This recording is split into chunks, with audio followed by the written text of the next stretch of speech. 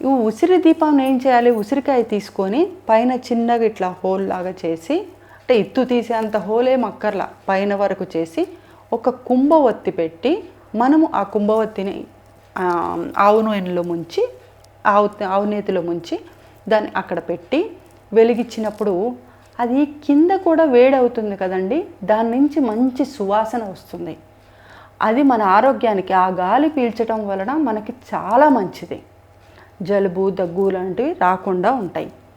ఇంకొకటి, ఆ దీపాన్ని అలాగే పెట్టి ఒక చిన్న పాత్రలో ఒక చిన్న రాగిది ప్లేట్ తీసుకొని అందులో కొంచెం బియ్యం పోసి ఈ దీపం అలా పెట్టి ఉసిరి దీపం వెలిగించి దానికి తగిన తాంబూలంతో కొంచెం ధనం పెట్టి ఎంతో కొంత మీకు చేతనైనంత అది ఒక బ్రాహ్మడికి దానం ఇవ్వాలి.